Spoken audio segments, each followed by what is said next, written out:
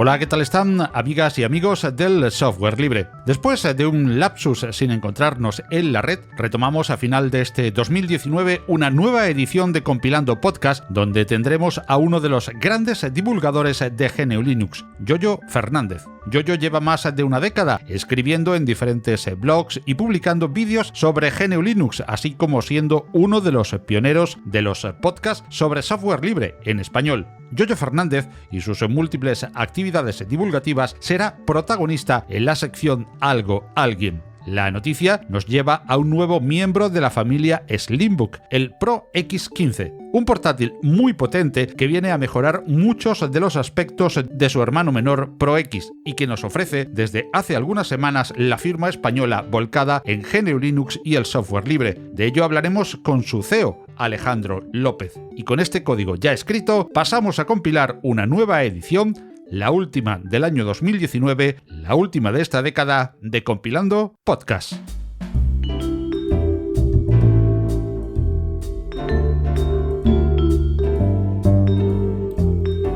Algo, alguien.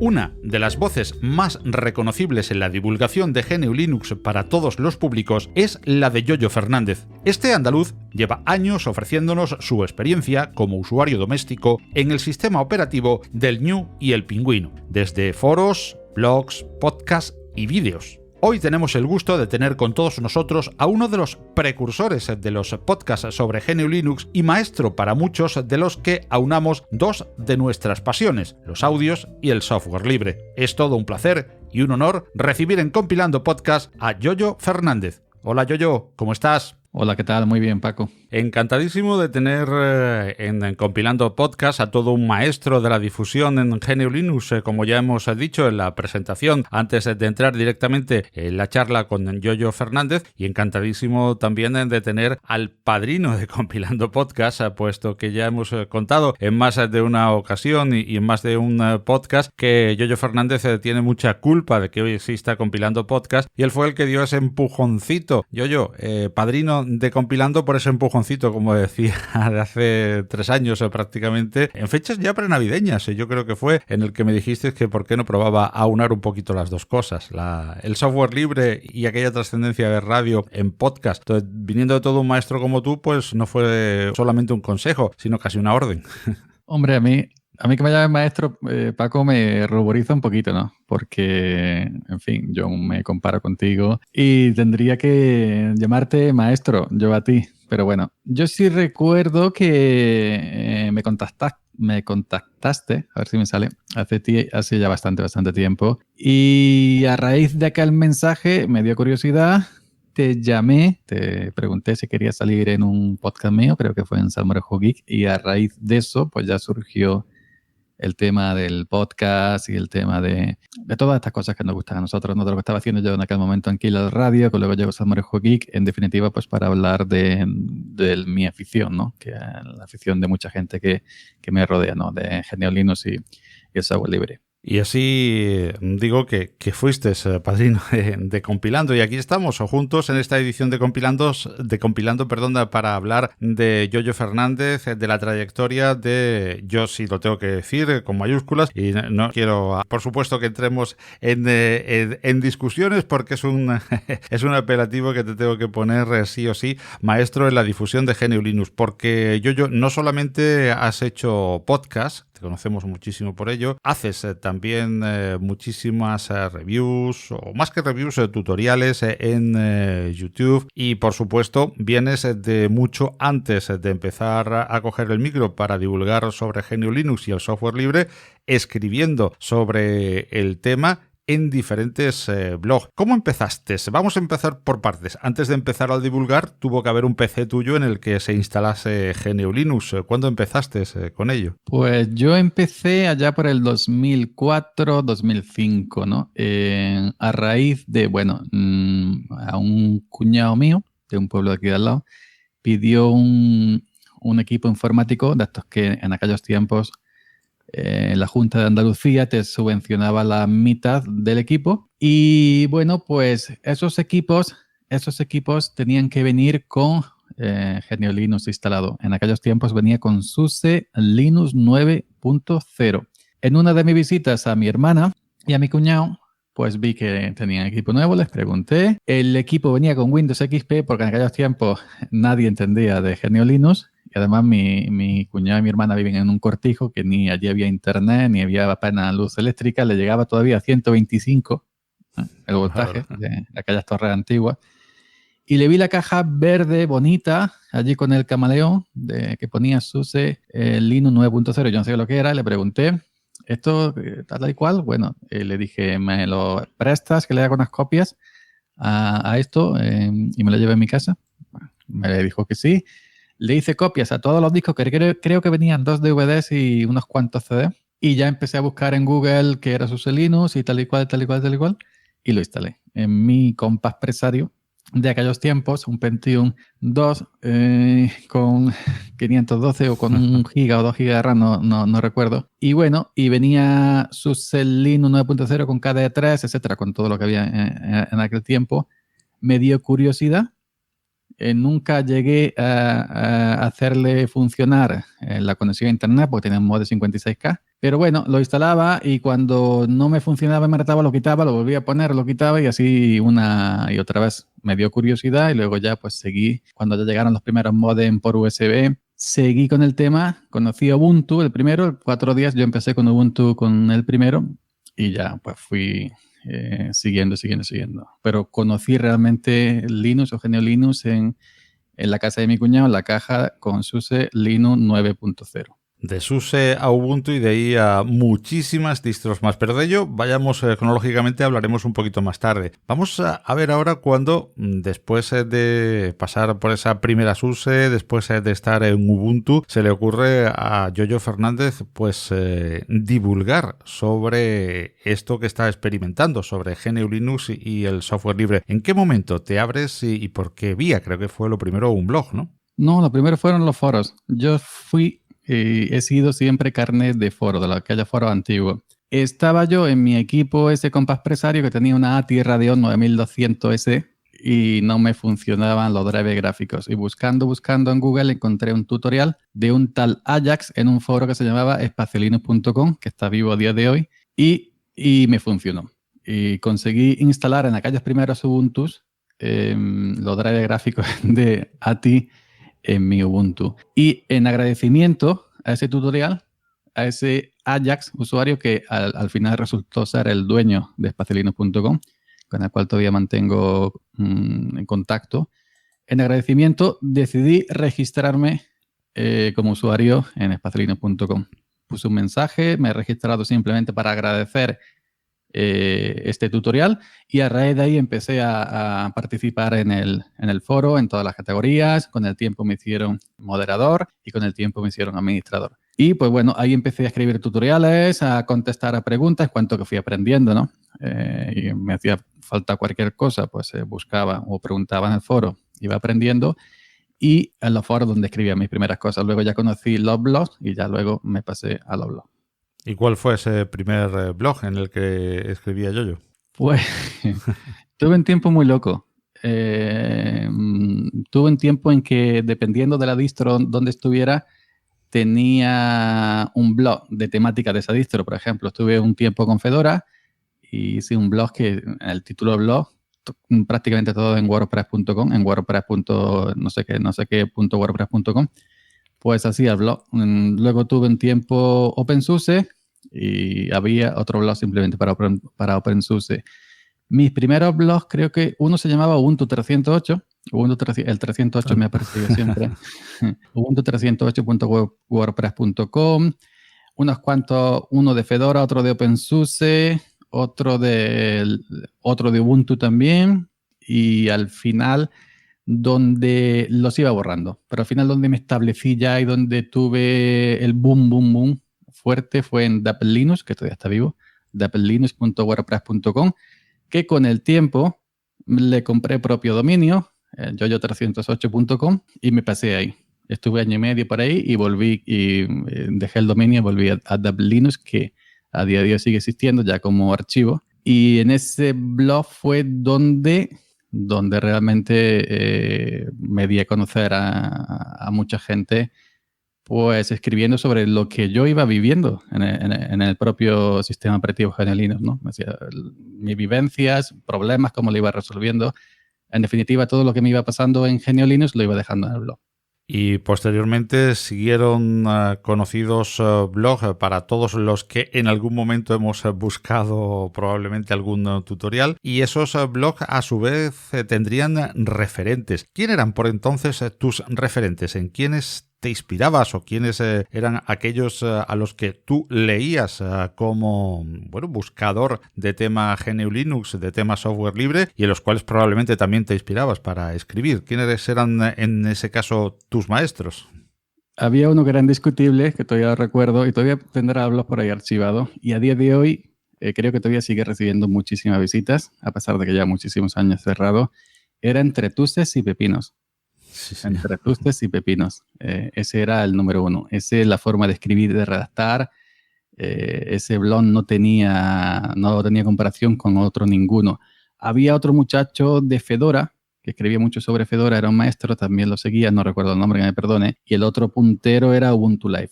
Ubuntu Live, que era también otro grande, que ya hoy en día prácticamente está pausado. Pero Entre Tustes y Pepinos, el Ubuntu Live, y había otro que era el blog de Maverick, también se hizo muy famoso hablando de Ubuntu. Yo hice amistad con él, al final abrió foro para el blog, yo también participé en el foro, llegué a ser moderador. Hoy en día es un maquero, totalmente. Pero bueno, el blog de Maverick, Ubuntu Live y Entre Tustes y Pepinos. Los referentes de aquel entonces de Yoyo, que también decide dar el paso y comunicar de otra manera. ¿Qué fue antes, el podcast o YouTube? El primero fue la radio online. Porque yo tenía una radio online en aquellos tiempos que también hablaba de Linux, que se llamaba Radio Yoyo, muy original el nombre, pero yo no sabía lo que era un podcast, ni sabía que se podía guardar. Yo emitía en directo por las plataformas gratuitas que permiten hacer eso. Como GISTV, como Listen to My Radio, como TuneIn, como Caster FM, ¿puede ser? Caster FM. Eso. Y yo emitía, como Radio Yoyo, emitía de todo un poco. Emitía música, peticiones, hablaba de Linux, hablaba de, de radioficción, que también es otra de mis pasiones, o fue otra de mis pasiones, la radioficción. Y luego ya un día me hablaron de iVoox para subir los archivos guardados en los archivos de audio. En aquellos tiempos iVoox era una defecio, ¿no? Para subir archivos, muy complicados, fallaba muchísimo. Y entonces lo que hacía era subirlos a una nube, que no recuerdo el nombre, que era gratuita, lo subía a una nube y luego desde la nube el archivo .mp3 que yo grababa hablando de Linux, por ejemplo, lo dejaba en WordPress, dejaba el enlace .mp3, y la ventaja de WordPress es que te incrustaba un pequeño reproductor, sin tu necesidad de meter código HTML ni nada, simplemente dejando el enlace que acababa en .mp3. Y entonces primero fueron los podcasts, que yo no sabía ni que eran podcasts. Yo luego me enteré que eso se llamaba podcast, un archivo de audio grabado se llamaba podcast, y de ahí ya pasé a YouTube. Muy malamente, porque yo tenía una gigabyte que en la tarjeta de audio hacía mucho ruido de fritura cuando grababas. Tengo vídeos todavía en YouTube en un segundo canal, que da vergüenza verlo. pero bueno, grababa con un micrófono de webcam, etcétera, y simplemente, pues eso, hacía vídeos mostrando lo que tenía y si me pasaba algún problema, pues mostrando cómo lo resolvía. Que en definitiva es lo que yo he hecho siempre, es decir, hablar de Linux desde el ámbito doméstico. Y eso sí, machacar mucho, dar mucho feedback a GNU Linux. Por eso creo yo que he sido tan conocido, más por la publicidad que le he dado Genio Linux a muchas distribuciones que bueno, que cuando yo estaba en mi pompa, en mi blog que tenía 3, 4, hasta 5.000 visitas al día, pues hablaba de una y la gente pues la seguía, la instalaba, hablaba de otra, la seguía y la instalaba. Y mayormente eso. Llevo muchísimos años dando feedback a Genio Linux. Y precisamente has estado en muchísimas distribuciones, como decimos, no solamente distribuciones de GNU Linux, sabemos que eres un hombre multisistema, que eres inquieto y que, por supuesto, andas también cacharreando muchísimo con MacOS, que es un sistema en el que también trabajas habitualmente y que te sirve pues para seguir aprendiendo en tu inquietud por todos los sistemas operativos. En mucha menor medida siempre hablas de que también hay algún Windows por ahí instalado de vez en cuando en algún equipo tuyo con el que cacharreas y con el que sigues aprendiendo, y por lo tanto tienes una visión bastante panóptica entre lo que te puede aportar cualquiera de los sistemas operativos. Sin embargo, tu principal divulgación siempre ha sido a raíz del mundo del software libre, del mundo de GNU Linux, no solamente como sistema operativo, sino con sus programas asociados, y lógicamente de ello es lo que queremos hablar porque es la temática de Compilando Podcast. Habiendo conocido tantos, los tres principales, digamos, sistemas operativos en tus PCs y sobre todo habiendo pasado por un montón de distribuciones como tú ya has apuntado y a buen seguro que has probado muchísimas más, ¿con cuál estás ahora trabajando? Pues yo actualmente sí, evidentemente tengo evidentemente para mí, ¿no?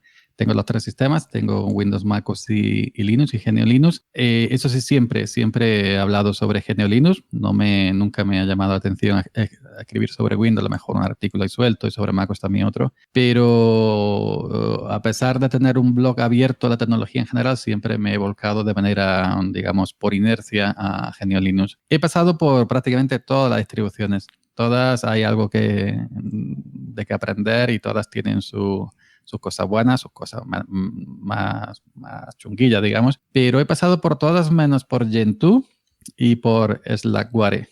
Dos distros que son un poco más complicadas y de instalar y de mantener. Y bueno, he estado muchos años con Ubuntu, he estado muchos años con Debian, muchos años con Manjaro, mucho, con Manjaro, con Chaos. Y con Linux Mint, actualmente estoy con Linux Mint Cinnamon, la última 19.3, Tricia, y es con la que me he aparcado el distro hopping. Y actualmente tengo Linux Mint en 3 equipos, 2 de escritorio y mi portátil Aspire. Es sorprendente que un hombre como tú, al que hemos seguido siempre saltando de distribución en distribución, hablándonos indistintamente de una y de otra, en el que en el mismo día podías leer en el timeline de Twitter o ver 2 vídeos diferentes de YouTube en el que hablabas de una o de otra distribución, digamos, trabajando a la par prácticamente en varias distribuciones, el que hace muchísimo tiempo solamente hables de una y de un escritorio, Cinnamon, que además, bueno, es más o menos ahí sí que se te reconoce un poquito más con el GTK por detrás, ¿no? Pero ¿qué te ha llevado a aparcarte en Mint? ¿Solamente la simplicidad? No creo. Pues simplicidad, tranquilidad. A mí me gustan todos los escritorios, sí es cierto, y confieso y siempre he dicho que soy de GTK. Siempre fui de Genome con Genome 2, luego cualquier otro escritorio GTK como XFC, Cinnamon, Mate, y Plasma me gusta mucho. Hasta ahora poco he tenido Plasma y por una cosa que tuve ahí con Pulse Audio y con Jack, pues quité y me vine a Linux Mint por el tema de Jack, que no me daba ningún problema. Pero yo he llegado, Paco, a tener hasta 10 distribuciones al mismo tiempo. 10 al mismo tiempo. Y venir por la tarde a trabajar y encender una, actualizar, encender otra, actualizar, encender otra. Cuando acababa con la última, digo, ya hora de acostarse. Entonces tenéis las distribuciones instaladas casi para actualizar y ver qué había por ahí de nuevo, ¿no? Sí. Mi group era una auténtica locura. Y muchos fallos muchas veces, porque sabes tú que el grupo a veces da problemas con una, con otra. Y había días que he instalado hasta 3 distribuciones distintas y hacer 3 vídeos el mismo día. Esta la instalaba, no me gusta por lo que sea, otra. Y cuando eran en CD, que yo tenía una caja grande de cartón llenita de CD de distribuciones que las tuve que tirar porque ya me estaba ocupando muchísimo sitio. Hoy en día ya es pendrive, ¿no? Pero que en aquellos tiempos una caja enterita llena de CDs de distribuciones, una locura. Y yo me he dado cuenta con los años de que yo en verdad no estaba trabajando, yo no estaba disfrutando de GNU Linux. Lo que estaba era siempre instalando y desinstalando, pero no estaba disfrutando del sistema. Estaba siempre trabajando para el sistema. E instalaba una distro. Antiguamente, antiguamente tras instalar Azote Tubaco había que echarle una hora para ponerla a punto. Hoy en día ya eso prácticamente no. Cosas que hacer después de. Ahora prácticamente no se ven. Claro. Antes sabes tú que la red estaba llena. ¿Qué hacer después de instalar tal? ¿Qué hacer después de instalar cual? Hoy quitando Arch y alguna más, ya prácticamente no se ven por esos. Pues yo estaba más tiempo haciendo eso que disfrutando. Entonces, ya que yo ya tengo una edad, lo que quiero es que el sistema trabaje para mí, no yo trabajar para el sistema. Y entonces, pues ya me he dado cuenta, a la vejez viruela, como decía el dicho, que ya no quiero ese meneo. Pero entonces, tú que eres un veterano avezado en 1001 distribuciones de GNU Linux y dicen que Linux Mint es para principiantes, ¿es eso cierto? Eso, fíjate, hoy el último vídeo que tengo en YouTube, que comento casi una hora entera de hablar, como estamos tú y yo aquí ahora mismo, sobre Linux Mint, por qué estoy donde estoy, por qué me he quedado en ella. Me han dejado un comentario que dice lo que tú dices, ¿no? Que no entienden por qué. Que parece que oficiosamente Linux Mint debe ser simplemente para novatos, no puede ser para un veterano. Que si llegas a Linux nuevo, por ejemplo, de Windows y te quedas, pruebas Linux Mint y te quedas en Linux Mint o en Ubuntu, por ejemplo, y no saltas a otra más difícil, pues ya no eres Linuxero, ya no entiendes el Linux. No estoy de acuerdo. El Linux Mint es para novatos, para veteranos, para medios, para todo lo que quiera. Linux Mint tiene debajo Ubuntu. Y Ubuntu se usa mucho en programación. Con Linux Mint puedes programar igual que con Debian o con Ubuntu. Yo siempre recomiendo Linux Mint antes que Ubuntu porque Ubuntu no está preparada para la gente que viene, no está preparada para instalar y listo. Linux Mint sí. Y que porque te guste Linux Mint y te quedes ahí, estás menos capacitado que otro que use ARC, pues no. Simplemente que no necesitas necesitas todo ese lío que hay que hacer para tener una Arch a punto, ¿no?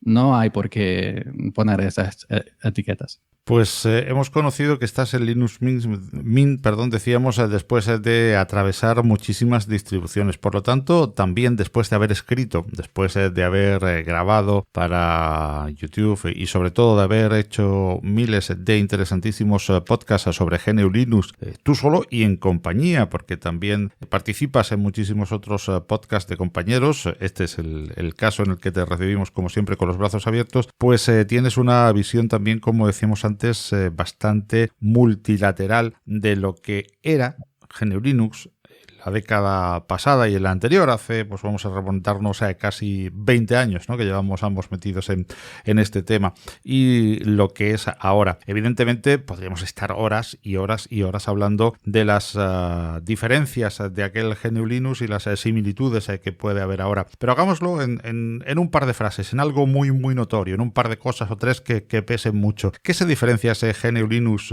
de los principios? Tampoco queremos hablar de los principios cuando GNU Linux era para casi 4 amigos del señor Torvalds, ¿no? Sino de cuando, pues al principio de los años 2000 o así, ya se empezaba a popularizar, ya había por ahí CDs y ya se empezaba a notar en la red. Pues, ¿qué se diferencia ese GNU Linux de entonces al de ahora? ¿Qué 3 o 4 cosas de peso notas de diferente? Pues hombre, la diferencia, acá en Linux había que currárselo bastante. Acá en Linux estaba todavía un poco verde. Y el kernel no abarcaba tanto hardware como abarca hoy en día. La diferencia que acá en Linux, acá el GNU Linux de aquellos tiempos era para gente interesada en el sistema, para gente que quería aprender, para gente que tenía curiosidad por el sistema, que no le importaba perder horas y horas y horas y horas.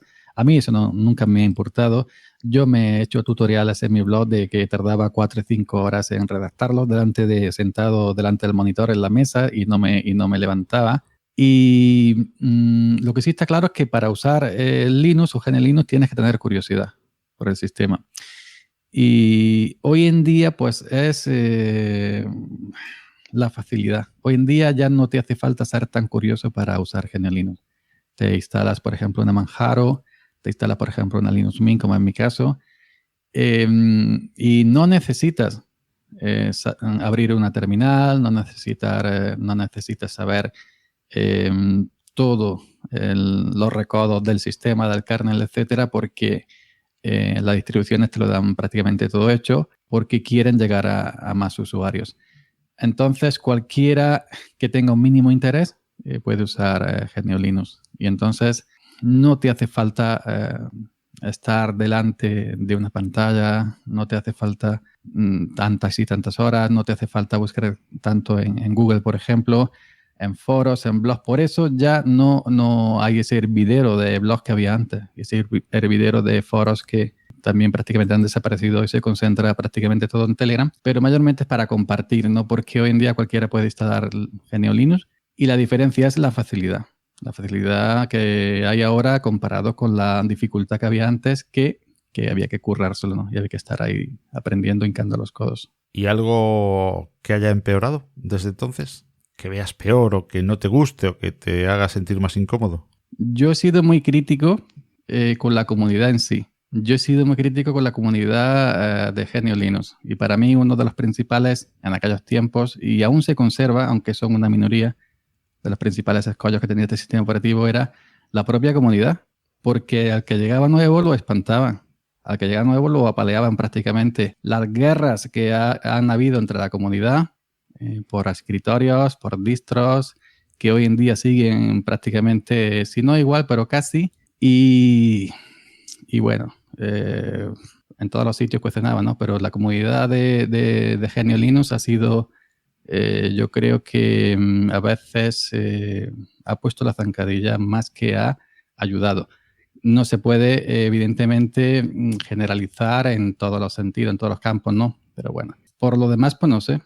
Van avanzando a buen ritmo. Quizás para los más puristas van metiendo cositas que no pegan mucho con el espíritu del software libre. Pero bueno, eso también se puede a lo mejor tener en cuenta para la gente más purista. Y en tu caso, que tanto tiempo llevas alrededor de GNU Linux y el software libre y como venimos diciendo, pues tienes esa visión histórica también como usuario, en los últimos quizás 2 o 3 años, como mucho 5 en el último lustro, el open source, el software libre, primos hermanos, quizás más en su versión open source, por ser más empresarial, pues está dominando prácticamente servidores, grandes computadores. Muchísimos de los programas que hoy se utilizan, incluso sobre plataformas que no son open source, pues son también programas de código abierto. En fin, está dominándolo todo prácticamente. Ahí están los números en un tanto por ciento increíble, menos el escritorio. ¿Tú crees que con los movimientos, por ejemplo, de Microsoft alrededor del open source, con divisiones enteras ya en el open source, estando dentro de la Linux Foundation, siendo uno de los principales miembros y tal, este tipo de movimientos van a ayudar a que pronto veamos un escritorio libre dominando los escritorios? ¿O por el contrario, esto lo ves todavía lejos? Pues sería irónico que el año del Linux en el escritorio llegue de la mano de Microsoft. Sería irónico. Está dando grandes pasos Microsoft hacia ese punto, ¿no? Hacia el open source. Y hay gente que dice que, bueno, que no lo está haciendo mal. Habría que ver en qué condiciones y cómo lo hace. Evidentemente, todo esto que hagan estas corporaciones, estas grandes multinacionales, van a tener más impacto, más empuje que cualquier distro pequeñita, ¿no? Como puede ser Linux Mint, que ya sabemos que la manejan un puñado de voluntarios, y no sé, pues Microsoft, Canonical con Ubuntu, que Ubuntu yo la veo un poco más frenadita desde que se pasó a Genome. Yo para mí con Unity hubiera triunfado mucho más, pero que yo creo que posiblemente sí veamos un escritorio, como tú has dicho, y posiblemente venga de la mano del enemigo de toda la vida, que habrá que ver cómo viene y ojalá fuera en buenas condiciones, es decir, respetando las licencias correspondientes GNU y que hagan un escritorio abierto, porque yo para mí que al final Microsoft tiene que ser como Apple, o hará como Apple, el escritorio gratuito, el sistema operativo gratuito. MacOS es gratuito. MacOS simplemente te cobran por el hardware. Que sí, que con los precios que tiene MacOS, el precio y el coste del sistema operativo ya incluido, ¿no? Pero que que si viene algo por esa parte de Microsoft, que lo liberen, evidentemente, ese escritorio y que bueno, y que lo licencien como libre sería lo ideal, porque, hombre, no creo que vayan a poner Windows libre, ¿no? Pero sí esos pasos que están dando hacia el open source con el tema de Linux, ¿no? De GNU Linux. Quizás entiendo, y es reflexión mía, que no sé si la compartes, que Microsoft o como le queramos llamar, es una empresa, al fin y al cabo, que siempre ha estado a la vanguardia, sobre todo de hacer dinero, ¿no? Y de tener una multinacional que con unos números importantísimos. Y la empresa, evidentemente, está súper volcada. La investigación está súper volcada y los números están ahí. Es que es arrollador en los últimos años con el open source. Entonces, si Microsoft quiere seguir haciendo software para la empresa, para los gobiernos, que están también poco a poco integrándose en el tema open source, pues tiene que ir y nadar en esa corriente y no enfrentarse a ella como hizo en tiempos de Ballmer. Quizás alguien como Satya Nadella ha entendido que hay que estar en la corriente que está empujando, ahora que está empezando a dominar el open source, y no quedarse atrás como les pasó con el teléfono. Efectivamente, y yo creo que Satya lo está entendiendo y van en ese camino. Se está viendo, ¿no? Que nunca se ha visto una Microsoft como la que estamos viendo en estos tiempos. La comunidad evidentemente desconfía de ello por el pasado, el pasado que han tenido. ¿Es recomendable esa desconfianza? Yo creo que no nos podemos fiar del todo de Microsoft. Claro, evidentemente no nos podemos fiar de todo de Microsoft mientras que no se vea claramente que vienen con buenas intenciones. Microsoft tiene un pasado bastante oscuro, que todos los conocemos, y evidentemente todo lo que huela a código cerrado está ahí, siempre la duda. Está ahí.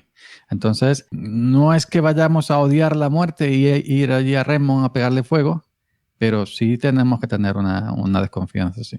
Una prudente desconfianza, que diría el autor, ¿no? Sí, actuar con prudencia. No desconfianza, es decir, no, actuar con prudencia, eso sí. Muy bien, y desde ese punto de vista que hablábamos histórico también, que te confiere el haber estado escribiendo, el haber estado haciendo podcast y el haber estado y estar todavía en las tres ramas activos, vídeos para YouTube, ¿cuál crees que es la manera más directa de llegar con el mensaje, las dudas que puedas tener a aquel que te quiera oír? ¿Cuál es la mejor manera de divulgar sobre GNU Linux y el software libre?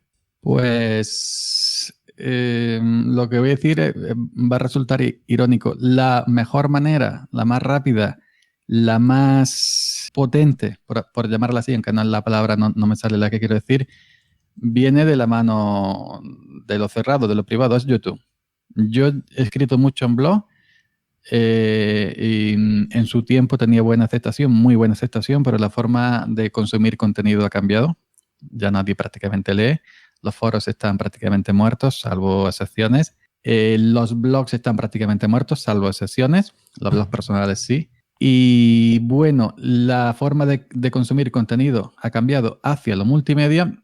Y yo, por ejemplo, escribo un post en mi blog. Pues puedo tener, estaba teniendo antes de ponerlo en pausa 800, 700, 600 visitas. Y hago un vídeo sobre GNU Linux en YouTube. Y a los 2 días tengo miles, porque prácticamente ya todo el mundo tiene YouTube en su bolsillo, con Android, con el teléfono que quieras.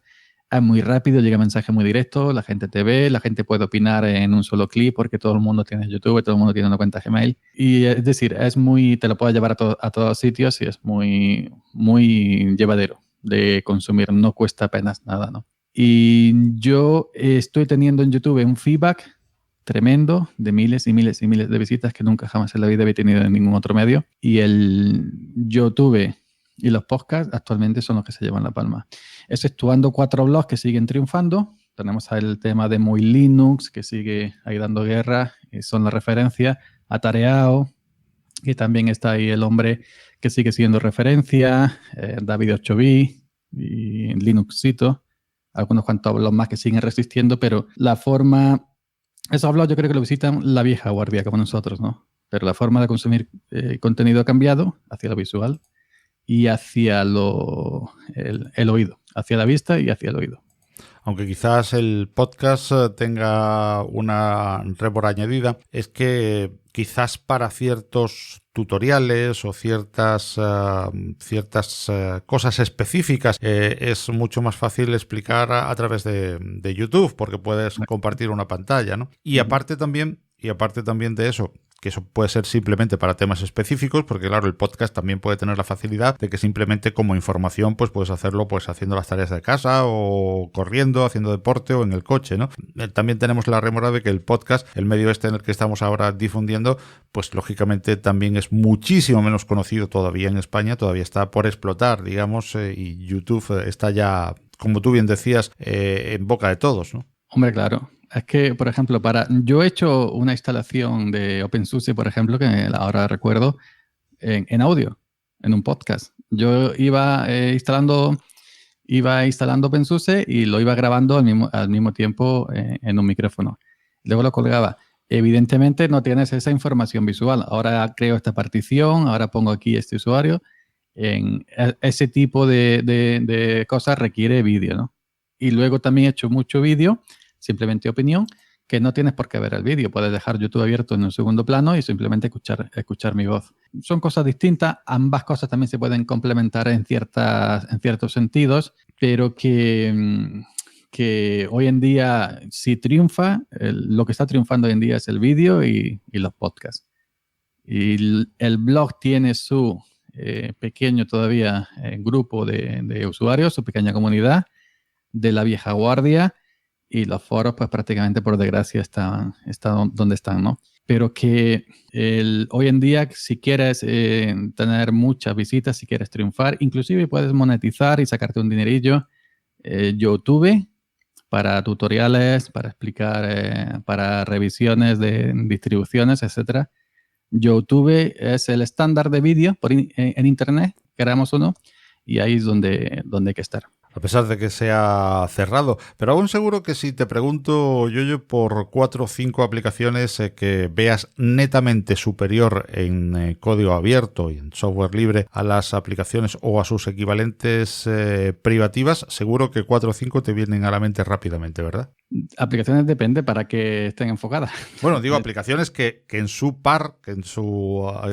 comparación con las que nos ofrece el mundo privativo sean, digamos, netamente pues superiores o pongamos igual, por lo menos, que puedan rendir o que se puedan utilizar con la misma fiabilidad, la misma disponibilidad y la misma facilidad.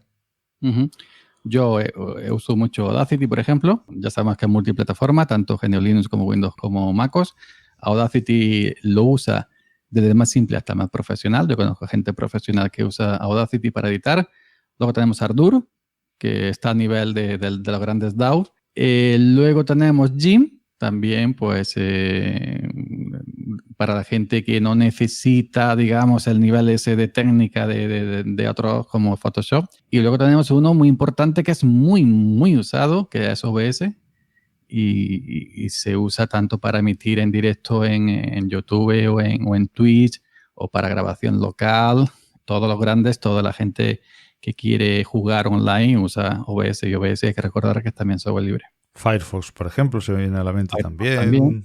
No sé, Firefox es mi navegador de referencia, lo vengo usando desde que se llamaba Firebear. Firebear, que tenía el logo del ave fénix y lo vengo usando desde esa época. Siempre ha sido mi navegador de referencia. ¿Y qué recomendaciones, para ir concluyendo, Yoyo, darías a quien quiera ahora, en el 2020, pues entrar en GNU Linux con ese recorrido que hemos dicho, con esa gran cantidad de cambios, con esa gran facilidad de uso que ya tienen en la mayoría de las distribuciones de GNU Linux, en las cuales ya no hace falta pues ir tirando tanto de tutorial, ir tirando tanto de foros, como tú bien decías, aquellos antiguos foros en los que había que consultar casi cada paso? ¿Qué recomendaciones podrías dar a quien se quiere pues adentrar dentro de este mundo del software libre? Y más que del software libre, porque el software libre, como ya acabamos de hablar, lo podemos encontrar en muchísimas aplicaciones corriendo sobre sistemas privativos, es quien se quiera introducir justo en GNU Linux a través de una de sus distribuciones de escritorio. Pues yo voy a dar 3 recomendaciones. o 4 para las distintas paqueterías. Y con respecto a la demás, pero yo creo que es la que mejor le va a venir al que quiera entrar en este mundo. Para el que quiera .deb, para el que quiera facilidad y una con base Ubuntu, Linux Mint, siempre la he recomendado antes que la propia Ubuntu. Linux Mint 19.3, la última, la tienen en escritorio de Cinnamon, en Mate o en XFC. Para quien quiera Debian, sin complicaciones, voy a recomendar MX Linux con el escritorio XFC. Para quien quiera probar Pacman, el gestor de archivos de Arch Linux, Manjaro, es el equivalente, digamos, en basado en Arch, el equivalente a Linux Mint, ¿no? En cuanto a facilidad. Y para quien quiera RPM, OpenSUSE. OpenSUSE es mucho más fácil, más lista para usar después de instalar que otras como, por ejemplo, Fedora. Es OpenSUSE, Linux Mint, Manjaro y MX Linux. Muy bien, pues con esas recomendaciones del maestro Yoyo Fernández concluimos. Por supuesto, Yoyo, esperamos tenerte en más ocasiones en Compilando. Dentro de poco también te tendremos en el balance del año 2019 y 2020 en un pequeño audio, pero teníamos que tener presente también al padrino de este programa, a Yoyo Fernández, en Compilando, pues conociendo un poco, aunque sea de manera somera en este alguien, tu trayectoria a través de los años de GNU Linux, a través de los años y las diferentes formas de divulgación y lo que te debemos también como oyentes y como usuarios, porque quien no ha recurrido a alguno de tus tutoriales años atrás para solucionar uno u otro problema de los que poco a poco afortunadamente nos plantea menos GNU Linux, pero seguimos recurriendo a ti pues para comentar muchísimos de los temas que nos surgen como usuario doméstico, como tú bien dices siempre, de este sistema operativo del GNU y del Pingüino. Gracias, Yoyo, por tu tiempo y nos seguimos encontrando en la red a través de nuestras diferentes formas de colaborar en podcast y en nuestro equipo de Kilo Radio. Gracias a ti, Paco. A mí, en lo que respecta a escribir, siempre me ha gustado muchísimo. Ahora he parado el blog porque ya, bueno, los tiempos han cambiado y el trabajo aprieta también. Pero yo he escrito tantísimos artículos que no recuerdo.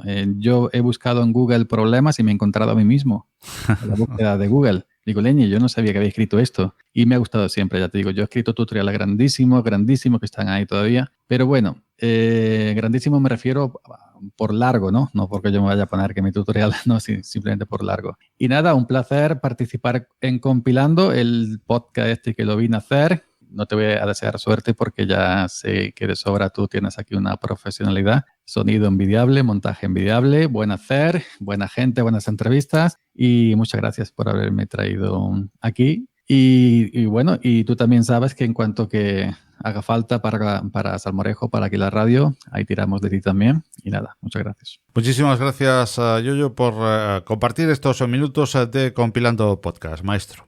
Gracias a ti. De eso no puedo opinar. Una mujer de este siglo desinformada. De eso no puedo opinar. Una mujer de este siglo sin derechos.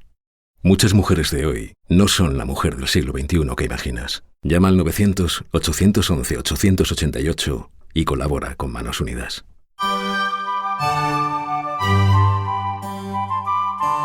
La noticia.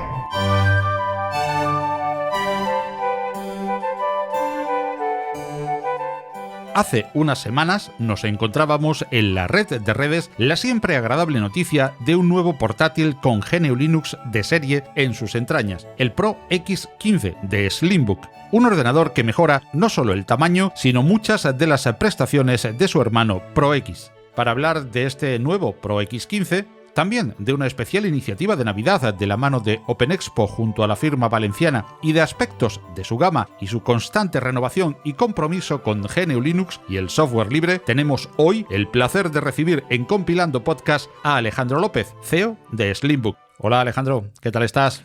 Buenas, muy bien. Un placer estar aquí contigo otra vez. Pues como decíamos, Alejandro, un placer de que estés compartiendo con nosotros una grata noticia que ya hace algunas semanas teníamos a todos en las redes, y es que Slimbook tiene otro modelo Linuxero en el mercado. ¿Y quién mejor para presentarnos este Pro X15 que el CEO de Slimbook? Alejandro, ¿qué novedades representa este Pro X15 con respecto al Pro X a secas?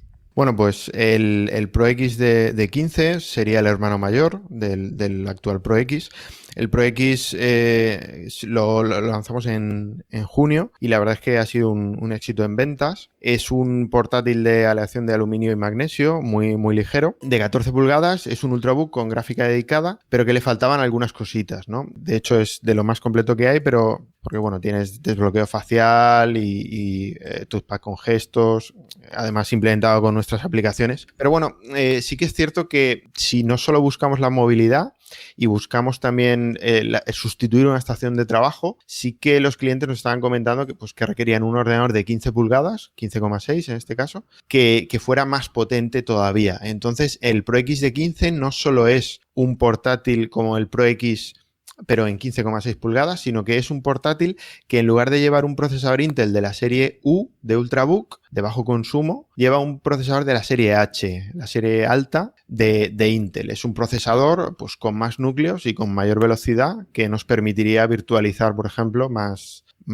máquinas, ¿no? Entonces es un portátil con mejor procesador, más pantalla, como ya hemos dicho, mejor procesador y además, en lugar de llevar una gráfica de Ultrabook, una MX250 que tiene el Pro X normal, lleva una gráfica NVIDIA con tecnología Turing, la 1650, que es una gráfica todavía más potente. Y todo ello sin superar los 1,5 kilos de peso. O sea, es un portátil muy, muy ligero y la verdad es que muy potente. No hay otras marcas en el mercado que en 1,5 kilos de peso te den 15,6 pulgadas y estas características técnicas, la verdad.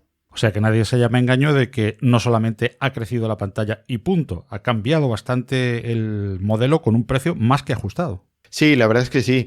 Seguimos respetando pues las principales premisas, ¿no? del Pro X, que son, pues viene lo que comentaba antes, la cámara de desbloqueo facial, que viene integrada, que viene gracias a un software que hemos desarrollado para la gestión de la misma. Y bueno, gracias a Linux y software de terceros también. Viene con también es muy ligero, como comentaba, en aleación de aluminio y magnesio. Viene con RAID, o sea, la posibilidad de que el cliente nos pida el ordenador con un RAID, que la verdad es que es algo, pues eso, que tampoco están dando muchas marcas. Y al final es la gama Pro X, ¿no? Sería este modelo de 14 y el modelo de 15,6. Para los dos, en esta ocasión, se ha querido desde un principio servir una versión adaptada por nosotros de Ubuntu, aunque todo nuestro software, bien sea el Slimbook Face para el reconocimiento facial o el Slimbook Battery, que ya lo conoceréis, y bueno, algunas otras aplicaciones, también están disponibles para otras distribuciones, ¿no?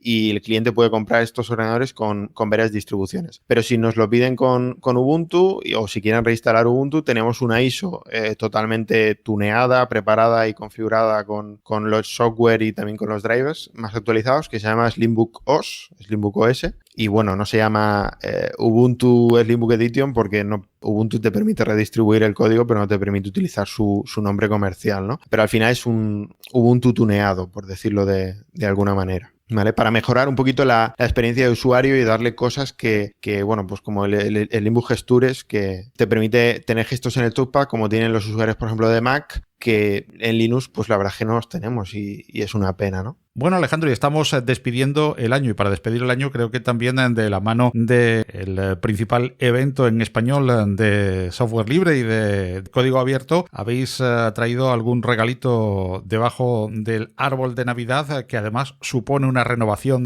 de otro elemento de la gama, ¿verdad?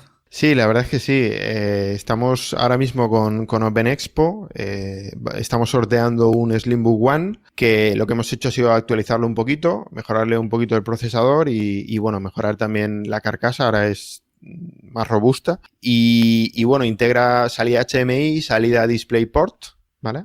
Dos salidas independientes de vídeo. Y bueno, sigue siendo un mini PC muy pequeñito de 13 por 13 centímetros y con posibilidad de un disco M2, SSD M2 y un disco secundario SATA 3. Y bueno, la verdad es que lo más interesante no es el producto, lo más interesante para los oyentes es que participen en el sorteo del producto, ¿no? Que lo que tienen que hacer es, bueno, hay unas instrucciones. Seguro que si en Twitter o en Instagram ponen el hashtag el Slimbook de Open Expo, hashtag el Slimbook de OpenExpo, verán que la gente está participando y verá las instrucciones. Nada, es básicamente, poner un hashtag diciendo por qué te gustaría tener ordenador y etiquetar a un par de amigos y automáticamente pues la gente que lo haga entrará en el sorteo, que será dentro de 10 días. Bueno, concretamente, porque esto lo estamos grabando, el día 9 de enero. Y ya que hemos introducido al One, vamos a hablar del resto de gama. Ya hemos hablado de las dos estrellas, el Pro X y sobre todo el Pro X15, que es el motivo de esta noticia en Compilando Podcast. Pero por supuesto, Slimbook sigue ofreciéndonos otra gama, aparte de los portátiles, en ordenadores de sobremesa, en All-in-One. ¿Nos puedes recordar un poquito la gama y sobre todo dónde nos referimos para verla, para ver precios, para configurar? Bueno, toda la información está disponible en la página web slimbook.es, www.slimbook.es. Y bueno, tenemos por ejemplo la gama Quimera, que es la gama sobremesa, que se monta tanto en refrigeración líquida como en refrigeración de aire, la clásica. Dentro de esta gama, recordarle a los oyentes que configuramos ordenadores de sobremesa. La gama Quimera empieza en los 449 euros y bueno, hasta servidores con AMD Threadripper de 4.000, 5.000 euros se pueden configurar. O sea, son ordenadores muy, muy configurables. Vienen por supuesto, con el sello de garantía de Slimbook, con nuestro servicio de garantía, y vienen montados, pues en una caja de aluminio, una torre de aluminio muy, muy elegante con cristal templado. La cual está sufriendo también una renovación y aparecerá disponible en la página web en los próximos días, aunque los clientes que lo estén comprando ya recibirán ya la nueva caja. Es un poquito más perfilada y con un diseño bastante elegante. Los componentes internos, los que el cliente configure, desde un Intel, una AMD, un i5, un i7, un Ryzen, pueden configurar casi cualquier cosa, ¿no? Este sería la gama de sobremesa, y luego pues tendríamos también de mini PCs, además del One que se sortea en OpenExpo, tendríamos el Zero, que es un ordenador con refrigeración pasiva, o sea, que no tiene ventilador, que nos lo piden mucho, centros escolares, autoescuelas, empresas en entornos industriales que requieren terminales, ¿no? O sea, el ordenador que se llama terminal. Es un ordenador que vale 199 euros y que es más que suficiente para muchas tareas ligeras que se realizan en el día a día, ¿no? Y luego pues tendríamos el Apollo, que es el All-in-One de aluminio, con un diseño muy elegante y muy bonito, que también es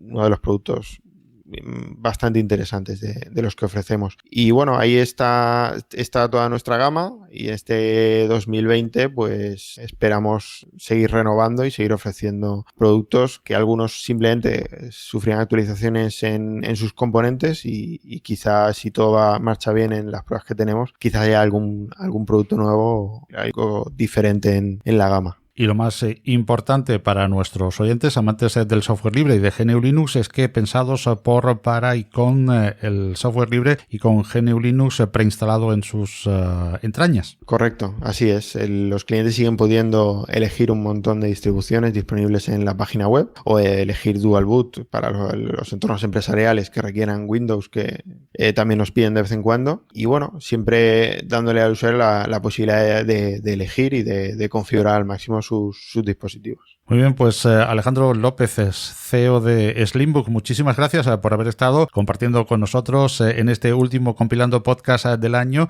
pues esa grata noticia que hace ya unas semanas saltaba atrás de ese nuevo miembro de la familia de Slimbook, siempre volcada en el software libre, en GNU Linux, que es el Pro X15. Gracias, Alejandro, y el mejor de los deseos para este 2020 que apenas va a empezar a echar a andar dentro de unas horas. Gracias a ti, un placer estar por aquí, y comentar que menos mal que tu Excalibur te funciona muy bien, porque el Pro X15 es un sustituto exquisito, pero las cosas se hacen para durar, y el tuyo tiene que durar mucho, pero en un futuro yo sé que le has hecho ojitos a este. Con total seguridad. Con total seguridad, y después de la gratísima experiencia del Excalibur, que no puede ser mejor, inmejorable, pues el Pro X15 es un candidato excelente a la renovación. Bueno, gracias, y esperemos que dure mucho, y aquí estaremos cuando haya que cambiarlo. ¡Feliz año! Igualmente. Compilando Podcast, un podcast de GNU Linux y software libre.